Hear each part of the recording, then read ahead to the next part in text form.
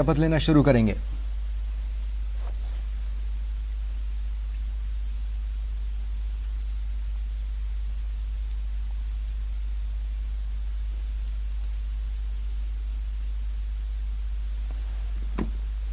और इन लाइव तस्वीरों के साथ हमारे साथ गेस्ट लगातार बने हुए मनीष पारीक जी बीजेपी नेता और अवधेश अगोदिया जी वरिष्ठ पत्रकार हैं। मनीष पारीक जी, मैं ये कह रहा था कि जैसे मान लीजिए डॉक्टर हर्षवर्धन है, उन्होंने अभूतपूर्व काम किया है और ऐतिहासिक अगर काम किया है, तो चूंकि अभी कोरोना पीरियड गया नहीं है, वो देश की खातिर संभालते रह सकते थे। मैं ऐसा एक सिंपल सी मैं बात कह रहा हूं, क्योंकि ये असहज स्थिति आपके लिए सोशल मीडिया पर क्रिएट कर रहा है।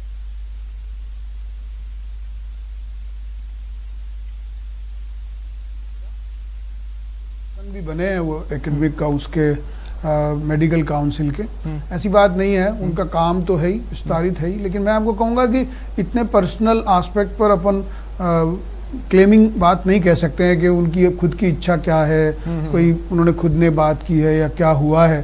तो इसलिए इन जनरल तो कह सकते हैं कि जैसे नए लोगों को अवसर दिया है, और नए लोगों को इसलिए अवसर दिया है कि वो कुछ बेटर पर्सपेक्टिव पे काम कर सकते हैं, कुछ और ज़्यादा करके दिखा सकते हैं, अपनी प्रतिभा का जो मंत्रिमंडल में देश में उपयोग कर सकते हैं। दूसरी बात मैं ये कहना चाहता हूँ कि जो भारतीय जनता पार्टी का एक ऑर्गेनाइजिंग एस्पेक्ट भी है कि चूंकि संगठन में सब तरह के लोग जुड़े हुए हैं, तो सब लोगों का बेस्ट उपयोग हो जाए, एक बात। दूसरा, वो संगठन हित में हो यानी देश हित में हो, वो दोनों बातें जरूरी है। और इसीलिए सबके अपनी अपनी भूमिकाएं हैं, जैसे माननीय गुलाब जी कटारिया ने कहा, तो ये बात भी है। और मैं आपको ये कहना चाहता हूं कि नए को अवसर, ये सबसे बड़ी बात है, क्योंकि वो फिर पूरी पोटेंशियलिटी के साथ काम करते हैं, वो पूरी ऊर्जा के साथ काम करते हैं, अपना 100% डाल कर देते हैं। मोदी का यंगिस्तान इन 43 नामों में नजर आ रहा है। और अब की बार युवा सरकार के तौर पर, क्योंकि पिछला जो एज था अवधेश अगोदिया जी, पिछला जो एवरेज एज बन रहा था मंत्रिमंडल का, वो ड्रामेटिकली डाउन आ रहा है।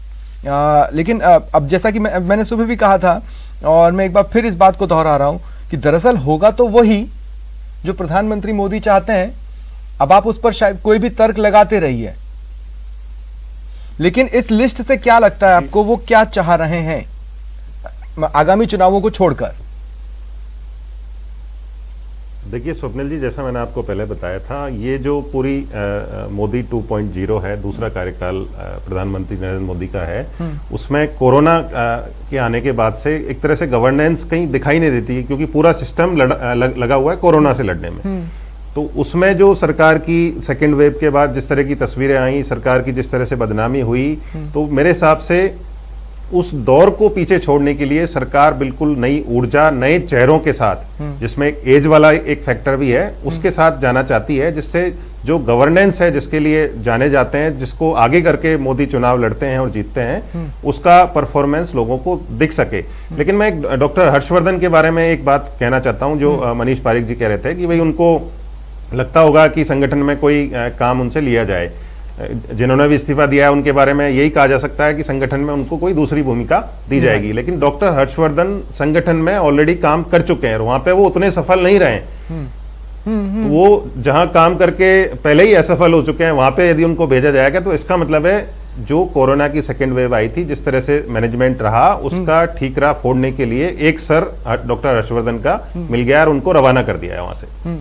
नहीं, इसी कड़ी में सदानंद गौड़ा भी जोड़ लीजिए, दवा की कमी का शायद वो शिकार हुए हों। जी जी बिल्कुल। देखिए इसमें मैं जो आपको ये पूरा पेंडेमिक का जो पीरियड है, जिसमें सरकार की गवर्नेंस दिखाने का सरकार को उतना मौका नहीं मिला, क्योंकि पूरी की पूरी सरकार लगी हुई थी लड़ने में। उसमें जो तस्वीरें सामने आई, सरकार की जो बदनामी हुई, जो फजीयत हुई, उससे बचने के लिए एक नई ऊर्जा, नए चेहरों के साथ सरकार को जाना जरूरी था। तो जिन चेहरों के ऊपर सबसे ज्यादा जिम्मेदारी थी, जिन चेहरों के ऊपर सबसे ज्यादा असफल होने के आरोप लगे, जिन मंत्रालयों के ऊपर, उनको बदल दिया गया है। तो मेरे हिसाब से एक सरकार के, एक मुखिया के तौर पर प्रधानमंत्री का ये ठीक निर्णय है। ये लाइव तस्वीरें मैं अपने दर्शकों को बताना चाहता हूं कि लगातार चल रही है शपथ ग्रहण समारोह की, और राष्ट्रपति रामनाथ कोविंद भी पहुंच चुके हैं। अब कुछ ही पलों की बात है, जिसके बाद ये जो नए चेहरे हैं वो शपथ लेना शुरू कर देंगे। प्रोटोकॉल के तहत ये कार्यक्रम धीरे धीरे आगे बढ़ेगा। उसकी लाइव तस्वीरें आप अपनी टीवी स्क्रीन पर देख ही रहे हैं। मनीष पारीक जी, मतलब भूपेंद्र यादव से पहले हमारा रिप्रेजेंटेशन 3 का था टीम मोदी में। क्या ये सवाल बनना चाहिए कि अगर 10 लोग प्रमोशन के लायक समझे गए तो इनमें से एक क्यों नहीं? नहीं, मैं बात तो यही है कि 3 से 4 हुए हैं, ये तो परसेंटेज तो बड़ा ही है। और दूसरी बात, जैसे अवधेश जी कह रहे थे कि सब लोगों का रिप्रेजेंटेशन मोदी जी के मंत्रिमंडल में है, चूंकि ये अपने आप में मजबूत मंत्रिमंडल है, मजबूत सरकार का मंत्रिमंडल है, तो उसमें सब वर्गों का समावेश हो जाए, सब स्टेट्स का समावेश हो जाए, सब तरह के अनुभव का समावेश हो, युवा का भी हो, तो ऐसे ही वर्गों का, सब महिला वर्ग है और भी सबका, तो मुझे लगता है उसमें जाकर मर्यादाएं तो होती ही है, क्योंकि सब लोगों को सब चीजें नहीं हो सकती इसलिए। लेकिन ये पक्की बात है कि भाजपा में इस समय अवसरों की बाढ़ आई हुई है, और आप समझ सकते हैं कि हर व्यक्ति को अवसर हो रहा है, किसी को संगठन आस्पेक्ट पर है, किसी को अध्ययन आस्पेक्ट पर है, एकेडमिक आस्पेक्ट पर है, जिन जिन लोगों के क्षेत्र के जो जानकार लोग हैं उनको वहां पर अवसर मिल रहे हैं, तो उसी का सीधा सीधा नहीं प्रमोशन होगा या मंत्रिमंडल में भी ये संदेह तो हो सकता है ना, मतलब अपॉर्चुनिटीज तो बहुत सारी हो गई, चलिए बीजेपी के अंदर मान लिया, लेकिन स्टेबिलिटी रहेगी कि नहीं वो संकेत नहीं गया, या प्रमोशन होगा कि या नहीं परफॉर्मेंस तो करना ही पड़ेगा। लेकिन ये मैंने आपको जैसे निवेदन किया, कुछ पलों के लिए दिखाना चाह रहा हूं। देखिए शपथ ग्रहण समारोह शुरू हो चुका है, नारायण राणे शपथ ले रहे हैं।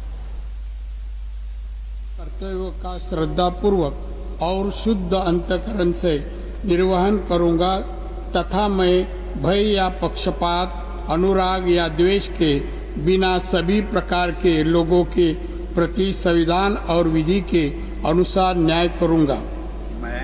मैं नारायण तातू राणे ईश्वर की शपथ लेता हूं कि जो विषय संघ के मंत्री के रूप में मेरे विचार के लिए लाया जाएगा अथवा मुझे ज्ञात होगा, उसे किसी व्यक्ति को या व्यक्तियों को तब के सिवाय जबकि जैसे मंत्री के रूप में अपने कर्तव्य का सम्यक निर्वहन के लिए ऐसा करना अपेक्षित हो, मैं प्रत्यक्ष अथवा अप्रत्यक्ष रूप से संशोधित या प्रकट नहीं करूंगा।